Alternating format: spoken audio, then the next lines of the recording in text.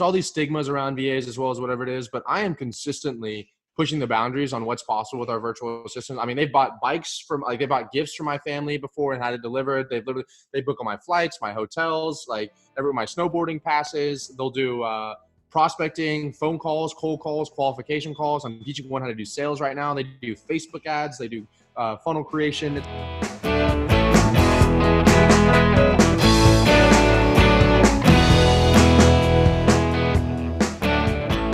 This episode is brought to you by Scaling with Systems. Scaling with Systems is a comprehensive program for small businesses and entrepreneurs that know they need to scale their business but don't know how. By partnering with them, you are able to get a fully trained virtual assistant, a killer Facebook group to ring the bell as you close deals, and a fantastic support system. If you want to grow your business and have a framework for success, then reach out to the team at Scaling with Systems at scalingwithsystems.com or contact Ravi directly on Instagram at Ravi Abuvala. That is RAVIABUVALA. Enjoy the show.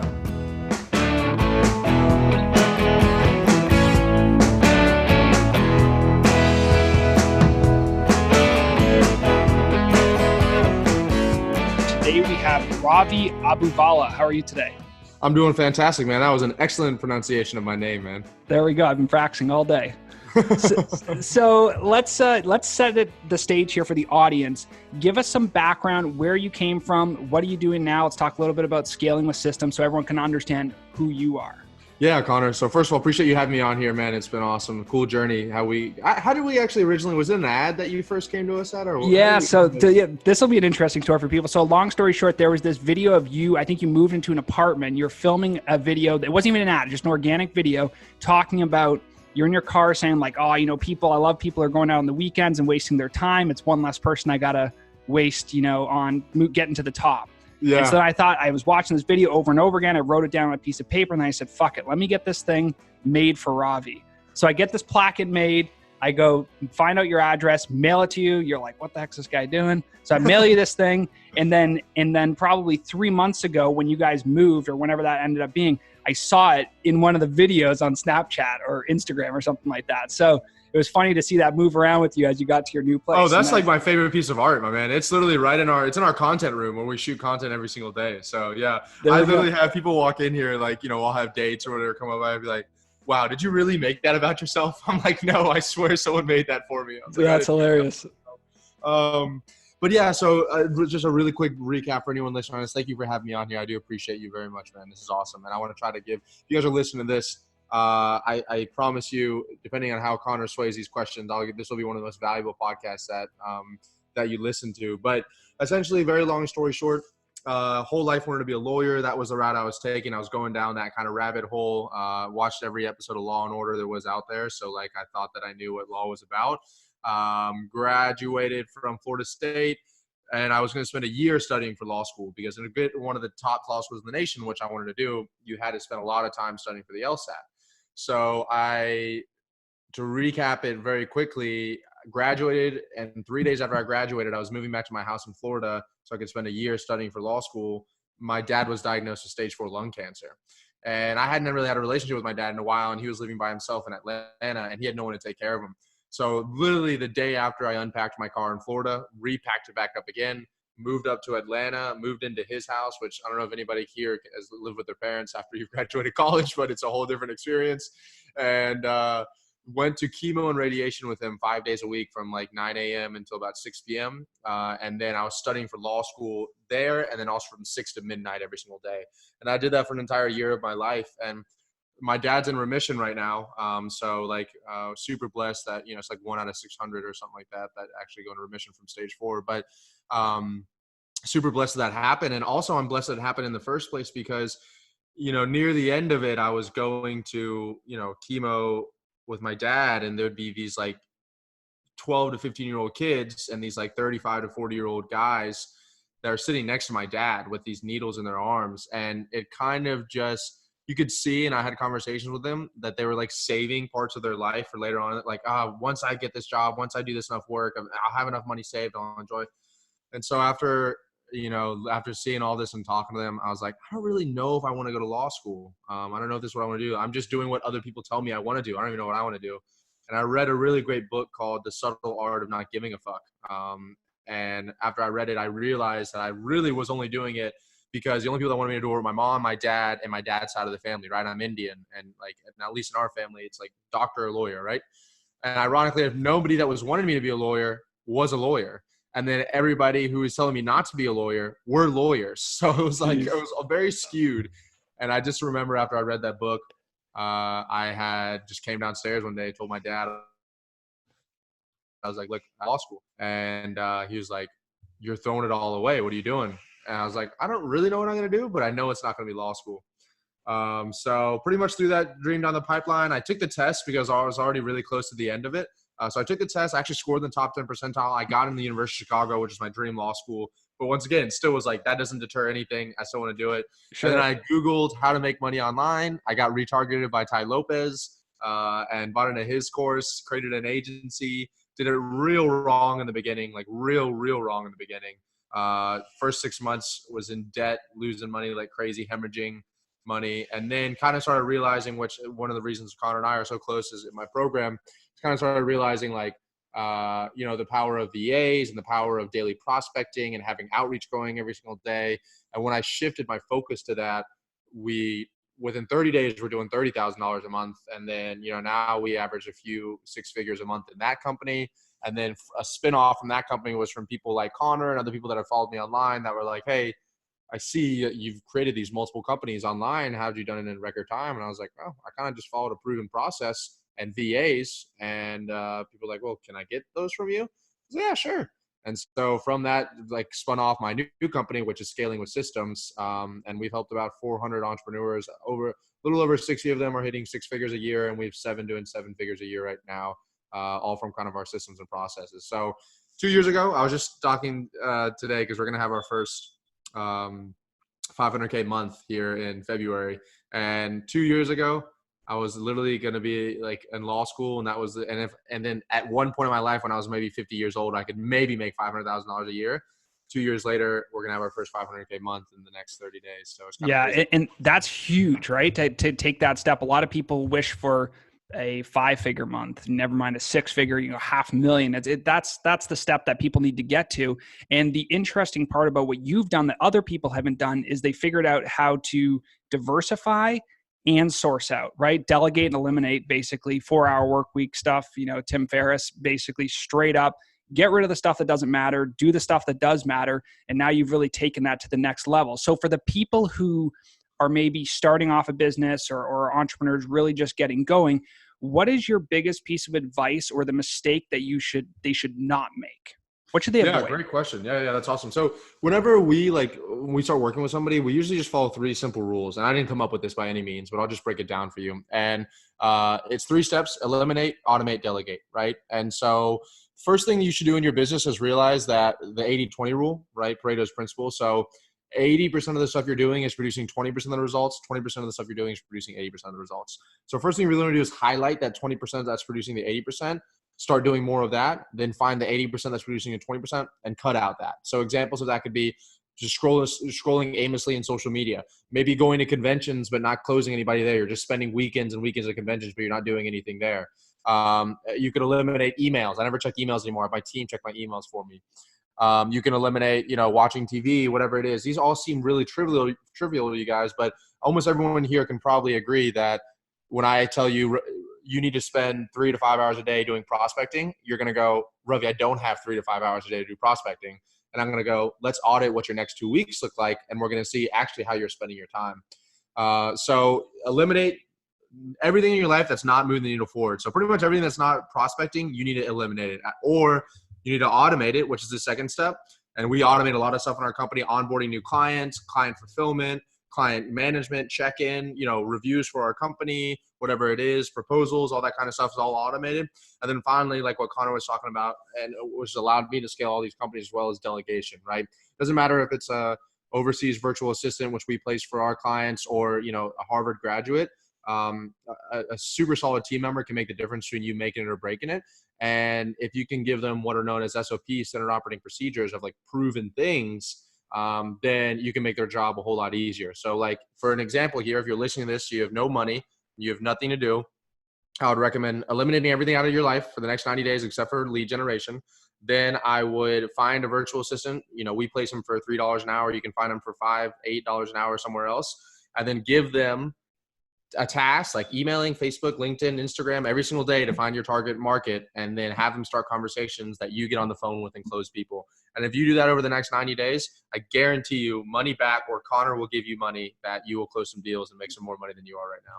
Oh, and I can definitely attest to that. I think the interesting thing that people miss out with the VAs is they think, oh, well, it's not maybe English-based work, or it's in another country, or it's something that's less than ideal. But if you look at 80-20, would you rather do 10,000 things a day that are not quite perfect, or one per day because you're stuck on everything else? And the crazy thing is that everybody would rather, up front, they think, let's do the one. Let's get the one thing perfectly. And you realize that's never going to move the needle forward.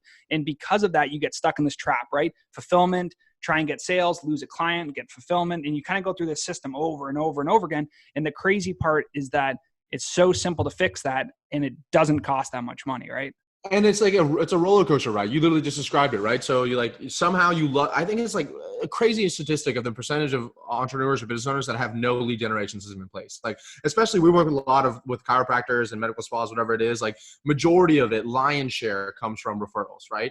And referrals are great. I love referrals. Don't get me wrong. Referrals are incredible. But it's very hard to grow a business on referrals. Like, it's not like an on-demand system to grow a business on referrals, right? So you have to find another way around it. And that's why we start talking about like consistent lead generation daily, whether it's Facebook ads, YouTube ads, email, Instagram, outreach, whatever it is. And if you can do that, then while you close a client, and then either your VA or you is fulfilling the client, you can still have calls in your calendar tomorrow or the next day. And Billy Jean, which I don't know if you're familiar with who Billy Jean is, but yeah, he's a great guy. And he talks about, he's like, the amount of money you make is directly correlated with the amount of offers you're making on a daily basis. And so, absolutely. And Frank Kern talks about the same thing too, Frank right? Kern says the exact same thing. Yeah, I love Frank Kern. Yeah. He says he works with Grant as well. And it's just like, so that's my goal. Like right now, our goal is to hit $1 million a month in our company. And I was like, based on all the numbers that we're doing right now, I'm working backwards on what we need to do in order to hit that. And like one of the things we do is we have to make 19 offers a day. Based on the numbers that we have, very conservative. Based on the numbers we have to make 19 offers a day to hit $1 million a month in our company. And so like, that's everything I say to my team. I'm like, you need to make 19 offers a day.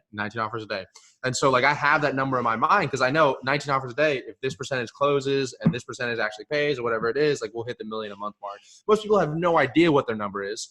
And most people aren't even making one offer a day, let alone 19, right? So it's kind of cool when you can work on that, systemize the back end to the point where you're only getting to play with the lead generation side, and then just like, where can I get more leads from, right? And that's why, I reached out to Connor because I was like, I want to get on a podcast so I can get more leads because I have everything else systemized and delegated. So I just need to find more ways to make more offers, right?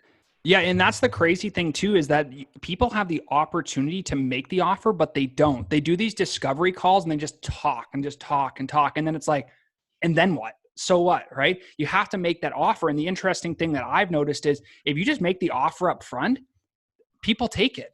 Send the proposal, send that offer. Just say, listen, what's it going to take for us to move forward right now? And what's the crazy thing is, their business, like that's why I like B2B, business to business versus business to consumer. Because B2C, okay, you might have to have these conversations, how your kids, how your wife, whatever. But as a business owner, and you might agree as well, I respect my time and I respect other people's time. So if you're going to like pitch me on something, let's get to how it can help me and let me see if I'm going to do it or not, right? I don't want to have the whole small talk thing. Like, just tell me what it is. Tell me how much it costs, and then I'll tell you if I want to be a part of it or not. Like, that's why I like B2B. Right. And I think the proportion of risk to cost is like one of the most important things when pitching, because like in our business, we have such a low cost product for them that when we pitch it, most of the time the answer I get is this. That's it. and so we know that increase your price, Connor. Yeah, it probably does mean we need to increase the price. But here's the thing. People say yes. And the reason they say yes is because the value we're providing above and beyond our price is such a great gap that they just look at it and say, yeah, absolutely no problem at all. But what other people do is they have a very high price and don't create enough value and kind of go up that stack. And so they do the call and then people say, no, I'm not interested in that, right? And at the end of the day, for me, people always tell me, you got to increase your price, increase your price. But we close 9 out of 10 deals we talk on the phone to. So for me, I would rather take 10 calls, have a lower price and close them all and not have to go through the minutia of follow-up. We don't have to do follow-up. If you do one call, you don't have to do follow-up. It saves me lots of time, right? And ad dollars. So for us, I just like that, right? It's a lower cost thing. I tell them, if you want to leave at day 31, knock yourself out, leave. But you won't, because you're paying such a low price and getting so much value that you're just going to stay. Yeah, and that makes sense. And I just say I like high ticket, but at the same time, like, Sure. if you have a consistent, low cost, recurring product, then yeah, you can make. I know people that have literally made tens of millions of dollars from those. Like, they don't have high ticket stuff; it's just low ticket like that. And and that's even more of a reason why you should make more offers, right? It's like, if it's such a low ticket, it's like, then why would they not even at least try it for 30 days, right? Whatever it is. Well, that's exactly it. And for us, like when we talk about our business and some of the prospecting that we do for our clients, I tell them, listen, we're $500 a month. There's no startup cost. There's no anything else that goes on. But for $6,000 a year, you can work with us. That's it. That's all it takes. You've wasted $6,000 before on probably a good night out. You know what I mean? It's one of those things that's like, it's not that bad. But here's the cool part. We scale based on the number of sales reps they have in their team. So if they have 10 sales reps and they pay $500 a month times 10 sales reps. And so we built out a system that allows them to scale their business, and we can scale with them at the same time, as opposed to a traditional model, which is price per business. I love that. And so because of that, we say, listen, let us earn your business. Let us show you how we can take you to the next level. And when you hire the next rep, guess what? You can plug them right into our system, and we can help you generate leads for that individual. And so the cool concept is, like, you have these high ticket, high quality services, but look at the VAs. At the end of the day, they're paying $3 to $5 for a VA. You can get 5 of these guys in your team for less than US labor, and they're doing way more work. Yep. That's insane. Like, the amount of prospecting they do. And you said earlier, like, 10,000 things imperfectly or one thing perfectly. And, there's all these stigmas around VAs as well as whatever it is, but I am consistently pushing the boundaries on what's possible with our virtual assistant. I mean, they bought they bought gifts for my family before and had it delivered. They book all my flights, my hotels, like my snowboarding passes. They'll do prospecting, phone calls, cold calls, qualification calls. I'm teaching one how to do sales right now. They do Facebook ads. They do funnel creation. It's like, one thing that I've learned, two words that have changed my life, and a lot of my roommates quote it all the time, is just limiting beliefs, right? So just because you don't think something is possible doesn't mean that it's actually not possible. It's just because you've been predisposed to believe that it's not possible. So I was told, like, based on my parents' experience of, VAs, that, they can't do this or they can't do that. But we live in a modern world where almost everyone has access to internet and a modern education. And it's like, I have a team of VAs. Other than my sales guys, I have a team of VAs that run a 7-figure company for me. I mean, I'm not even a part of that company at all. And it's just the VAs running it. And they know what they're doing as well, but it's a different culture over there. They're very disciplined. They're very hardworking. I mean, you can attest to how great they are as well. So it's like, people who are afraid of them, because these are your really options, right? You have 3 options. Stay where you are right now and continue having a whole lot more of what you're having, which I'm assuming if you're listening to this podcast might not be everything that you want. Number 2 is hire someone in the US or in the, in a first world country, pay them $50,000 to $80,000 a year to do something that a VA could do for $2.50 an hour for around $7,000 for the entire year. And then also pay for their health insurance, medical insurance, payroll taxes. You have to be careful in case they ever sue you. You have to be careful with the hours you tell them to do, whatever it is. Also, they're going to be on Facebook and Instagram the whole time, scrolling through. You pay for their potty breaks, whatever it is. Or third, final option is wash away the stigma you have against VAs. Try it out. You have literally nothing to lose. And find out that, for us, we place from the Philippines. We place over 400 VAs in the Philippines right now. And we treat them very well. They are the hardest working people I've ever worked with in my entire life. They're so disciplined. They're so honest. They're family people. It's literally all built into their culture. And for me, it obviously all just weighs down on one side. And whenever I say stuff like that, people like, Ravi, you're taking jobs in the US, or look, we have an 18-person team right now, and half of them are VAs and half of them are in the US. So I'm still placing in the US. Like, don't get me wrong. I'm still doing it as well. But the real secret to all of this is I allow my VAs to do the stuff that needs to be done, but my US workers don't want to do, or it's not worth their time. Like, I don't want my sales guys to generate their own leads. I'd rather have my VAs generate the leads and qualify them, and then my sales guy can do what they're best at, which is close deals. But if I'm making my sales guys generate the leads and close the leads and follow up with the leads, they're going to get exhausted, and they're not going to be like hitting at peak potential the entire time. So it is actually, they complement each other really well rather than contrast each other. Yeah, and that's the concept that I think a lot of people miss too, is they think that a salesperson has to do the full sales cycle, the prospecting, the actual lead generation, the first appointment, the qualification, the close, the implement, all these pieces. And that's just not the case. And again, that's one of those limiting beliefs where you just think, this is how I've learned it, this must be correct. And that's just not the case. And one of the things that I've noticed the most is kind of what you're talking about. Test the limits of your people. Test the VAs, try to get them to order something on Amazon for you, try to get them to book something, see what happens. Like, what's the worst that's going to happen? You lose a couple $100, you have who cares, right? The goal is, how far can you push the boundaries to make sure that you can get the result you're looking for and still grow your company month over month, right? My team literally has a discretionary fund of $500 every single month, where if they want to try something or they want to fix something or there's an issue and it costs less than $500 to do, just do it and don't even bother me about it, right? Because I'm like, it's not even worth my time to come in here and try to do it. Because so then we'll just tie it back once again. If you're worried about them making a mistake on an Amazon order or on something that's sending a client, and you might lose $100. So you might lose $100 if they do it wrong, or you can actually have them do it and they do it right. And then you can spend that same hour you're going to do juggling all this stuff over here, doing a $2,000, $3,000, $5,000, $10,000 an hour task as well, right? So you have to start realizing how much is your time worth. And if you realize, like, I think the average U.S. business owner charges $250 an hour in the U.S. And it's like, if you think your time is worth $250 an hour and you're not willing to pay $3 an hour to have somebody do something for you, then you're all ass backwards. And then on top of it as well, the reason why I stuck the first 6 months of my business is because I just didn't want to do lead generation, right? The consistent Facebook messages, consistent Instagram messages, consistent emails, like, that's boring and it's very mundane, it's very redundant, and people are saying, F off and I hate you and stop emailing me and you're the worst person in the world over and over and over again. And I'm like, this is exhausting. I don't want to do this. And I was like, okay, well, I can either rely on myself to do it, where I know that I'm really not reliable and I can get distracted easily and I won't do it, or I can just pay someone less than $400 a month to keep my calendar full the entire time. And since I came to that realization in August of 2018, there has not been a day in almost 2 years now. That's why we've had the success we've had across our businesses. Wow. And so for the people who are listening, what would you say is the most important thing to do once they've gotten a VA? So we talked about before that, right? They have their business and they're taking this leap and they're thinking, how am I going to spend some money to grow the business? Well, you're going to start with lead generation. You're going to spend, again, $3 an hour, $400 or $500 a month. And then what? Yeah. So once you get your VA, a few things we always say is, like, first of all, establish, like, VA management is super important. They're just like employees anywhere else, right? So, like, first thing you do is you establish expectations and KPIs. So whenever we hire someone, it's like, hey, Connor, I'm taking you to my company right now because I want my calendar full every single day. I want nonstop until I literally am falling asleep on phone calls. I want my calendar full. That is why you have a position in our company right now, and that's what I need you for.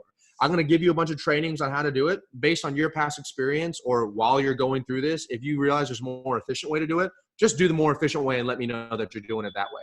Because the bottom line is, I just want the end result, which is booked appointments. And if I don't get those, I'm going to have to say it's something that you're doing wrong, or you're not letting me know that I'm doing something wrong. So we set expectations by saying, this is what we want you to do. And then I actually say, when I did this by myself while juggling fulfillment and CEO responsibilities and exercising, whatever else it is, I was able to do 3 appointments a day. You're going to do this full time every single day for 8 hours a day. So I want a minimum of 6 appointments a day from you. Does that sound fair? And at the end of the day, you let me know exactly what you did and how many appointments we got that day. So I established what I want them to do, that their sole job is to book appointments, and that I want 6 appointments a day. And then once I tell them all that and we're all on the same page for all of it, then I just give them the instructions, the training, right? We talk about SOPs. And in our program, people literally get all of our standard operating procedures in our company. We literally copy and paste, like, personal branding, public relations, lead generation, Facebook ads, YouTube ads, funnel creation. They literally get inside of their company. But, like, if you're listening to this right now, all you have to do is just create a checklist, right? You can do it on Google Docs, whatever it is. Hey, open up my Facebook. Hey, type in chiropractor in the search bar, or chiropractor Atlanta in the search bar. Go to each of those Facebook pages, send this message attached below. If they respond, post that in my Slack channel, or respond back with this, get them a booked appointment, whatever it is. And so, like, whenever someone's starting with in our program, lead generation is probably 95% of the people, that's what they need, number one. And so that's what we tell them to do. And that's all it takes. Like, you don't even need my program. I just gave you guys, like, the secret right now. Most of you guys won't do it, but it's like, just, you go online, you create a little to-do list on how to do it. You do it once to make sure that you can do it from the SOP. and then you just give it to somebody else to do it for you. Yeah. And do you think that people, the biggest difference is that they don't actually do it's the action step? Because what you're saying is like in your program, a lot of it's accountability, right? Like making sure that people are doing stuff properly and actually doing it every day. But like, what about the self-motivated people? Do you think they are just separate from the pack because they know that they have to do it every single day?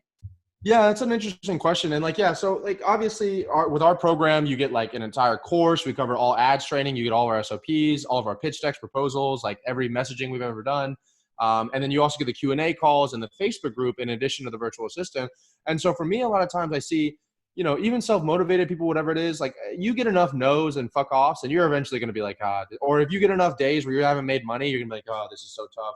And that's why for me, when I got into this world, it's because I saw on Ty Lopez testimonials of other guys that were making money online. And I'll just be honest with you, Connor, I was like, if this idiot can make money online, like I know that I can make money. Like, I mean, these guys couldn't even speak English. And I'm like, I know I can make money online, right?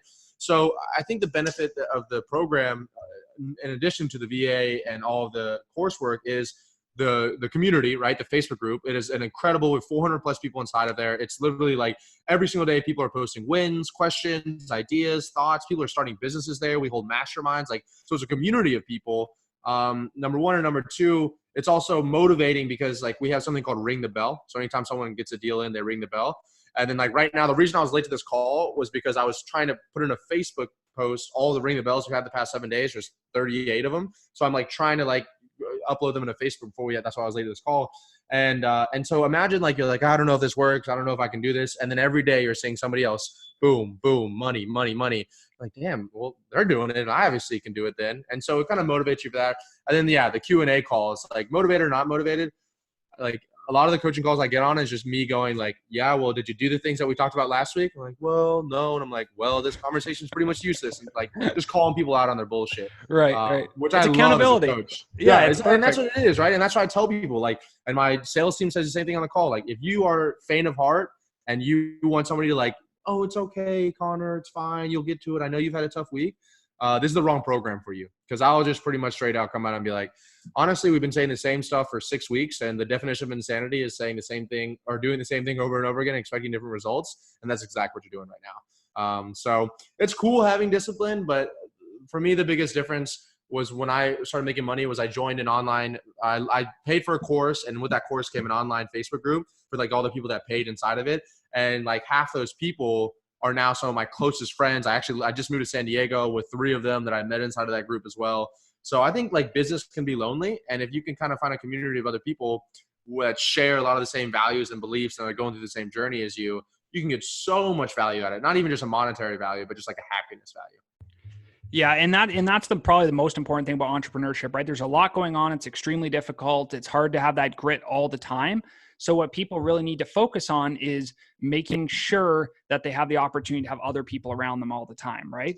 And so to wrap things up here, what is the number one takeaway you'd give people, whether that's in lead generation or in VAs or in the course or working with you? What is the biggest thing that people can take away that will help them now? Not like 6 months from now, but now. So the first thing is going to be kind of go back to that step. And I'll tell you, I have a course, a little free course called 3 Steps to Scaling, and we'll just link it down below. I honestly don't know the URL, but I'll link it down. I'll give it to you, whatever it is, because it's a free course and I break this down individually. But it's like, so eliminate. So I would, if you're listening right now and you want to make changes right now, like moving a lot is not going to do anything, right? It has to be moving towards the right thing. So I would start auditing your time. I have my clients put a timer on their phone every hour, and they write down in a journal what they're doing that previous hour. So I'll start auditing your time and seeing how you're spending it, figuring out where in your company are you doing that 80-20 rule. So which clients are taking up all your time but making you the least amount of money? Fire those. Which clients are you never calling you, but they have the biggest retainers? Call them and figure out if they have referrals of their friends, because people like that hang out together. So eliminate a lot of the bullshit out of your life. Don't be super ruthless with it. And then I'll skip the automate step because that's hard to do without the course, because there's a lot of automation softwares. And the final one is delegation. If you're a solo entrepreneur, you don't have to come through scaling with systems. You don't have to go to Abuvala.com. All you have to do is go to Fiverr or Upwork or Facebook group or whatever it is and say, hey, I'm looking for a VA who can help me. And if you guys want actionable steps today, it's literally, if you're a solo entrepreneur, which a lot of you guys are, or if you have 2 or 3 team members, but nobody's doing prospecting full time, I would recommend getting a virtual assistant so they can do that. Like for us, we average our clients do 3,000 to 5,000 pieces of touch points a day to their target clients. So 3,000 to 5,000 a day, 30 days, like you're talking about literally 90,000 touch points. And so imagine having that going out every single month, what your business would look like. So if you're listening to this right now, it would be to find a team member that can full job is to move the needle forward for you. Doesn't matter how much you pay them. It's $3 an hour or $15 an hour. If they're making you an extra 5, 10, 15, 20, 30, $50,000 a month, who cares, right? Andy Frisella is like, if it makes you money, it doesn't cost you any money. And I love that saying. And so that's what we talk about as well. Yeah, well, I really appreciate you being on the prospecting show here. And thank you so much for coming by. Yeah, man, Connor, it was an absolute pleasure. Thanks for having me on here. I hope you guys all got some value out of it. If you, sure, Connor will drop my links down below, but I always like hearing from people that come from our, podcasts. So if you guys want to, you can just go to raviabuvala.com and you guys can find out a little bit more information about our program, what we offer. There's some free trainings on there, a bunch of different links, or find me on Instagram or Facebook, at Ravi Abuvala, RAVIABUVALA, and shoot me a message, say you came over here, and let me know if you guys have any other questions I can have an answer. Thanks so much, man. Yeah, I appreciate it.